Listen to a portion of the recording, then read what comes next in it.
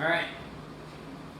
Smooth Ambler, Old Scout, port finish, 107 proof, you said? 103, but non-chill filter. Okay. I forget what it was that we thought was 107 at some point. Maybe nothing. Maybe I'm... Yeah, I don't think we had anything at 107 yet today. You might have... I think you said 107, probably not. We were probably talking about Noah. So we're not going to deal with that. It's possible. I don't know. Either way. Alright, so... Ooh. This has all of the MGP dill vegetal herbal notes. Yeah, that's what I got. Maybe I will like. Maybe this will be like the only port finish I like. With a good smothering of like that port jammy fruitiness. It literally tastes like an MGP rye, or smells like an MGP rye with port. Why smothering? Why not slathering? I feel like that's not any better. I don't think that's better. Smothering is murderous. So am I. I'm sorry, F-wording. Oh. I love this. Well, ladies and gentlemen, we got him. This is actually the first port finish I've liked. This is the best. Genuinely liked. This is the best port finish aside from that Angel's Envy store pick. Yeah, that, and I almost call that an exception because that was like, I mean, it's Angel's Envy. It's That's fucking delicious. Yeah. This This is you don't even like MGP rye. No, I don't. This is really good. The port like blends itself perfectly in with all the herbs and spices. Do you know what they Like, valued this at? This was a kicker. All right, What? I guess this is gonna be an ISO when I trade in the future. I love this. Holy shit! This is what I expected from Midwinter's Night's This is what I want port finish to be. This is what I expected Midwinter's Night's Dram to be whenever I heard people rave about Yeah, and it was this, but with more heat and more apple. Yeah. This is $50, I think. I think this is MSRP for this. Yes. This is a little bit higher proof and not nearly as hot. This is the flavor is just so much better. This is good. this is what I wanted Midwinter's Night's Dram to be. In my opinion, so I mean, you get some of like the jammy kind of fruit notes, but like the port finish mostly kind of just like takes the dill and like simmers it down a little bit. A little bit, but it's mostly the fruit is mostly on the front end. Mhm. The entire finish is all rye. Like it balanced an MGP rye very well. That it did. Holy shit. Yeah, this has so far been, with the exception of scotches, the only thing that touches a port barrel that I've actually liked enough to grab a bottle. Yes. That Isaac Bowman I almost did, then revisited it and realized that it just... I still really like that. I'm a fan. I'm glad I picked up a bottle. Which one? The Isaac Bowman.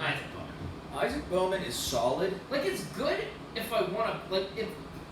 I just, for the most part, don't like port finish. This is an exception, not a rule. Yeah. A very, very good exception. So if you don't like port finish, this is still worth giving a try. Yeah. I like Isaac Bowman, but at the same time, I would not continue to buy it repeatedly. Right.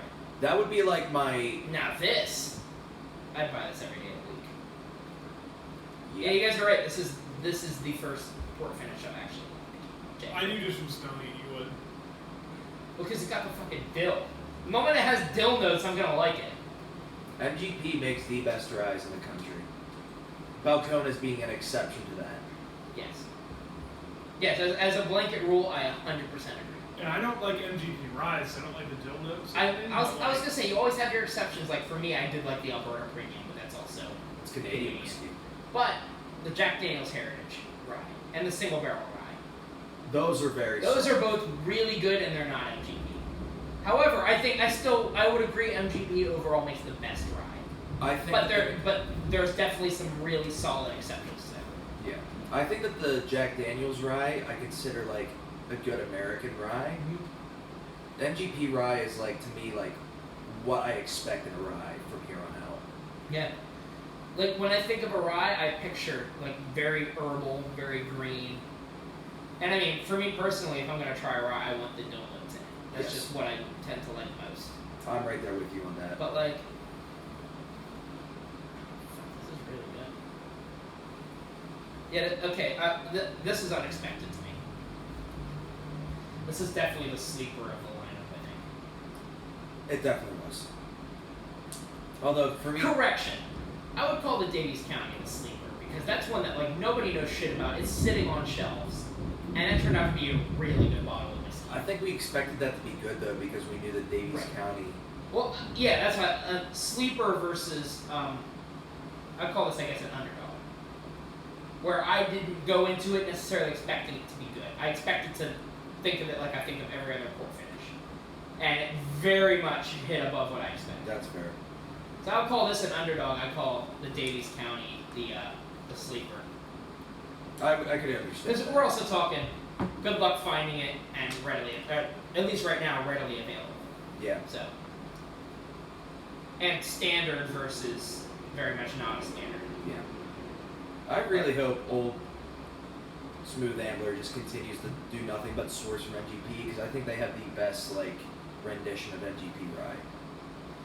I mean, it's to a point where people consider them like they think of them more as an MGP than they think of them as Smooth Ambler, just because it's become known as if you're going to give someone an example of MGP, you give them something from Smooth Ambler. Yeah. You give them a high rye, or you find a really good 95.5 rye, like either the George Dickel or the or Michter's rye even. Yep. Those are like those. You either give them those kind of standards, or if you're going to give them a distillery, you give them Smooth Ambler easily. Yep. But no, this thoroughly surprised me.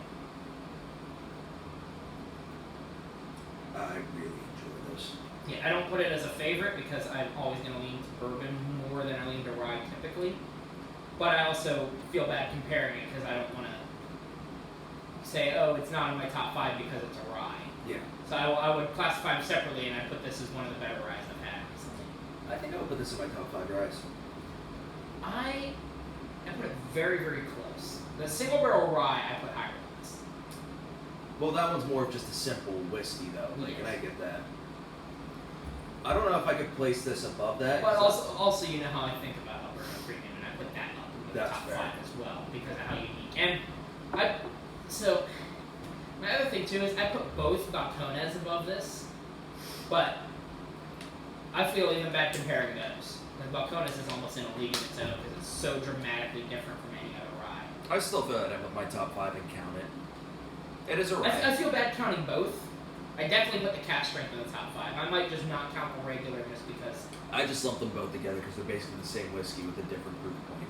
Very fair. But no, yeah, this is easily top 10 ryes I've ever had. Whether it cracks the top 5 for me personally, I don't know, but I can see this easily being a top 5, if not a top 3, for a lot of people. Oh, you've got all kinds of tops.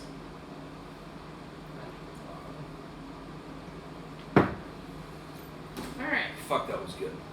right? Delicious.